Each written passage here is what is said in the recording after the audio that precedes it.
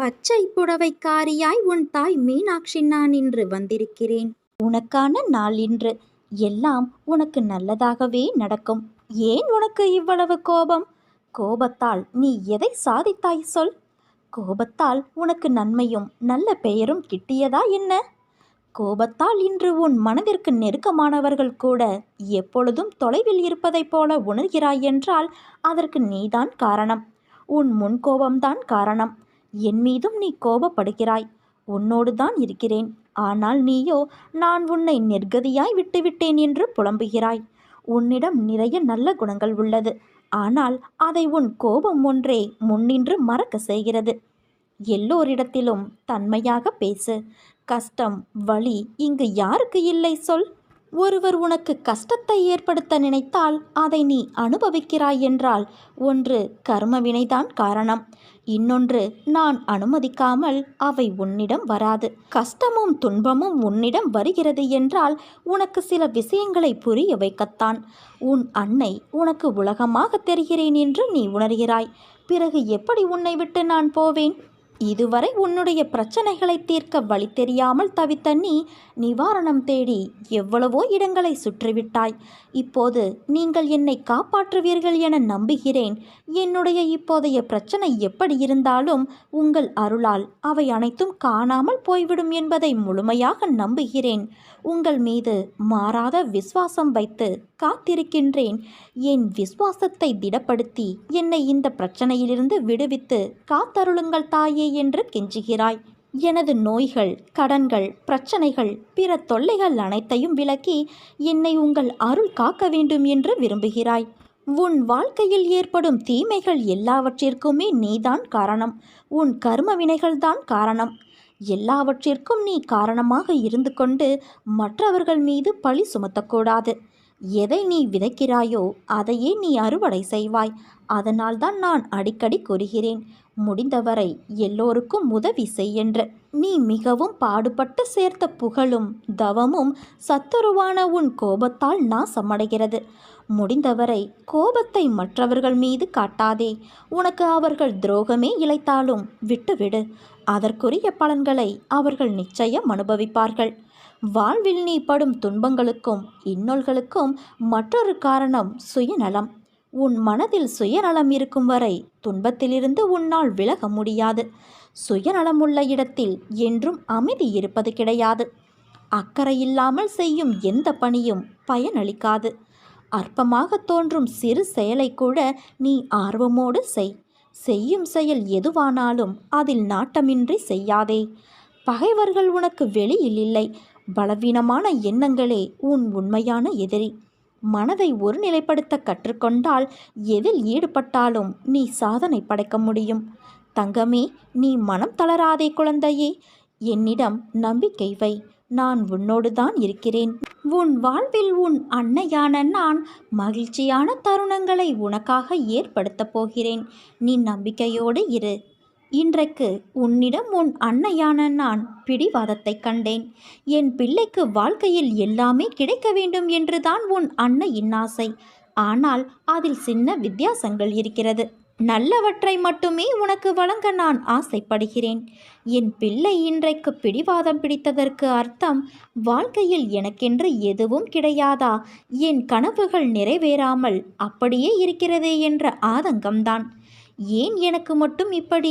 என் வாழ்க்கையை நான் சந்தோஷமாக அனுபவிக்க எனக்கு நீங்கள் ஏன் நேரம் தரவில்லை என்று என் பிள்ளை என்னிடம் ஏங்கும் அளவிற்கு வாழ்க்கையில் கர்மா என் பிள்ளையை கொண்டு போய் நிம்மதியில்லாத சூழ்நிலையை உருவாக்கி கொண்டு விட்டதே என்று என் மனம் வலிக்கின்றது.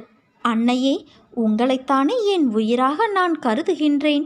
உங்கள் சொல் எனக்கு வேத வாக்கு என்று நினைக்கும் உங்கள் பிள்ளைக்கு நீங்கள் இப்படியாய் செய்வது என்று ஒரு பக்கம் கோபத்தோடு வருத்தத்தோடு ஏங்கி நிற்கும் நிலையை பார்த்து கண்ணீர் வருகிறது. ஏன் அம்மா, எனக்கு மட்டும் விதித்த விதி, என் அன்பு எங்கும் எல்லோராலும் அவமதிக்கப்படுகிறது? ஏன் என்னை யாரும் புரிந்து கொள்ள மாட்டார்களா? தப்பு என்னிடமே ஏன் கோருகிறார்கள் என்றுதானே உன் ஏக்கம்? என் பிள்ளை நீ. மற்றவர்கள் எப்படி வேண்டுமானாலும் இருக்கட்டும், நான் என் அம்மாவின் பிள்ளையாக அவர் சொன்ன வார்த்தையையே உலகம், வேதம், அவர் வழியே எனக்கு வழி என்று இருக்கும் என் பிள்ளைக்கு நான் வழி காட்டுகிறேன்.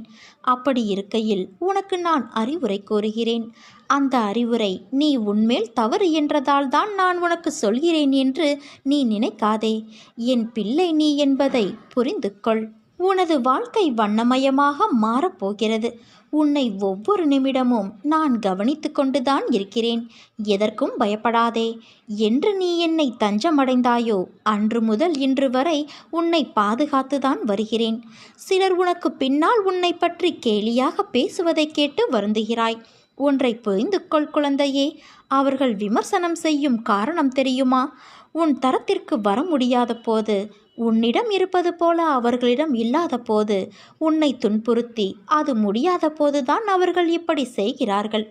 இன்னும் உன் வாழ்க்கையில் பல அற்புதங்கள் நடக்கப் போவதையும் பார்க்கத்தான் போகிறார்கள். என் வார்த்தைகள் மீது நம்பிக்கை வை. நீ என் உயிரான குழந்தை. நீதான் எனக்கு உலகம்.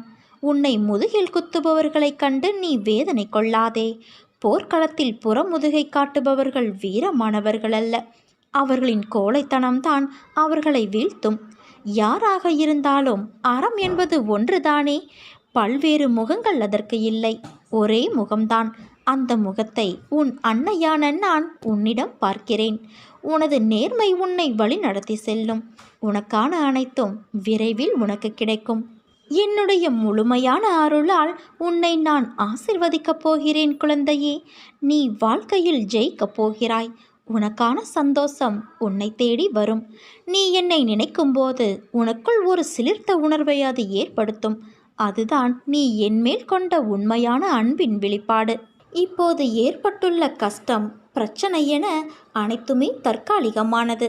அதை விரைவில் நான் சரி செய்து விடுவேன் என் குழந்தையே. என் சொத்துக்கள் எல்லாம் போய்விட்டன. இனி நான் என்ன செய்வேன்? அடுத்து ஏதாவது வியாபாரம் செய்ய வேண்டுமென்றால் முதலீடு தேவைப்படும். எதை வைத்து முதலீடு செய்ய என்று கலங்குகிறாய்? யாரிடமும் இல்லாத மிகப்பெரிய சொத்து உன்னிடம் இருக்கிறது. அதை வைத்து நீ இழந்ததற்கும் மேலாக அதிகமாக சம்பாதிக்கலாம். என்ன சொத்து என்னிடம் இருக்கிறது? நான் தான் எல்லாம் இழந்து பிச்சைக்காரனை விட கேவலமான நிலையில் இருக்கிறேனே என்கிறாயா? அதுதான் இல்லை. உன் கையில் இருப்பது உன் அன்னை என்ற அற்புதங்களை நிகழ்த்தக்கூடிய மிகப்பெரிய புதையல். அந்த புதையலை நீ மிகவும் சரியான முறையில் கையாண்டால் உன் கஷ்டங்கள் எல்லாம் நொடிப்பொழுதில் தீர்ந்துவிடும். அதற்கு தேவை நீ என்னிடம் காட்டப்போகிற அன்பு. உன்னுடைய இன்ப காலங்களில் போற்றி, சோதனை காலங்களில் தூற்றக்கூடிய அன்பாக இருக்கக்கூடாது. எப்போதும் உன் அன்பை நீ சமநிலையில் மட்டுமே காட்ட வேண்டும். அம்மா, நீதான் கதி, உன்னை தவிர வேறு கதி இல்லை என்று முழுமையான அன்பு பக்தியோடு என்னை சரணாகதியடைந்து பார். அப்படி சரணாகதியடைந்த பிறகு உனக்கு எத்தனை இடர்பாடுகள் வந்தாலும் எனக்குள் இருக்கும் அன்னை காப்பாற்றுவார், எல்லா கஷ்டங்களிலிருந்தும் என்னை விடுவிப்பார் என்ற நம்பிக்கையோடு வருவதை திடமோடு எதிர்கொள்ள வேண்டும். ஒரு முறை என் பாதங்களில் இறக்கி வைத்த உன் மனதின் குப்பைகளை திரும்பவும் முன்னுள் நீ ஏற்றிக்கொள்ளக்கூடாது. அதற்கு பதிலாக என்னோடு என் அன்னை இருக்கிறார். என் நாடி நரம்பெங்கும் அவர் வியாபித்து இருக்கிறார். அப்படி இருக்கும்போது நான் கவலைப்பட வேண்டிய அவசியம் என்ன? இந்த பிரச்சனைகளையெல்லாம் கிட்ட போனால் மறைந்துவிடும். தூரத்திலிருந்து பார்க்கும்போது பனிமூட்டமாக இருக்கும். எல்லாமே மறைந்துவிடக்கூடியவை என்று தைரியத்தோடு இருக்க வேண்டும். இந்த உறுதியான மனநிலையோடு என்னுடைய நாமத்தை நீ ஜபித்து கொண்டே இரு. அப்போது உன் அன்னையான நான் உனக்கு முன்னும் பின்னும் வருவதையும் உனக்கான பாதைகளை செம்மைப்படுத்துவதையும் உன்னால் உணர்ந்து கொள்ள முடியும். இங்கு எதையுமே எதிர்ப்பதற்காக அல்ல, பொறுப்பதற்கே தைரியம் வேண்டும், உறுதியான நம்பிக்கை வேண்டும். இன்று கிடைக்காவிட்டால் நாளை கிடைக்கும் என்று எதிர்பார்த்து இரு. நாளையும் கிடைக்காவிட்டால் மறுநாள் கிடைக்கும் என எதிர்பார். உன் எதிர்பார்ப்பை தாண்டினாலும் கிடைக்காத போது ஒரு நாள் கிடைக்கும் என்று இரு. நிச்சயம் கிடைக்கும். எல்லாம் இருள் சூழ்கின்ற நேரமாய் உன்னை துரத்தி வருகிறதா? கவலை கொள்ளாதே, அத்தனையும் வீழப்போவது உறுதி. உன் வாழ்வில் இன்னும் எத்தனை நாள் இந்த வேதனையும் துக்கமும் என்ற கேள்வியும் அதில் உன் வலியின் ஆதங்கத்தையும் உணர்கின்றேன். உன் கழுத்தை நெரிக்கும் எல்லா விஷயங்களும் என் கையால் தான் முடியப் போகிறது. நான் அமைதியாய் இருக்கிறேன் என்று நீ நினைப்பது சரிதான். ஆனால் என் மௌனத்திற்கும் ஒரு எல்லை உண்டு. நம்பிக்கையையும் பொறுமையையும் இழந்துவிட்டேன் என்று கூறுகிறாயே, உன் மூச்சை நீ இழந்து விட்டாயா? இல்லையல்லவா? அந்த மூச்சு ஒரு உயிர் வாழ எவ்வளவு முக்கியமோ அதை போலத்தான் உனக்கு உன் நம்பிக்கையும் பொறுமையும். இழந்துவிட்டேன் என்று நீ நினைக்கும் இடத்தில்தான் உண்மையாக உன் வாழ்நாளில் நீ பெறப்போகும் விஷயம் அடங்கியுள்ளது. சூழ்நிலை என்பது உனக்குத்தான். என்னால் என் பிள்ளைக்கு அதை ஒரு நிமிடத்தில் மாற்ற முடியும். ஆனால் சில நேரங்களில் சில நிமிடங்கள் அல்லது சில நாட்கள் கூட ஆகிறது. உனக்கு நான் நல்லது மட்டும்தான் செய்வேன் என்று நீ என்னை நம்புகிறாயல்லவா? பிறகு எப்படி உன்னை நான் கைவிடுவேன்?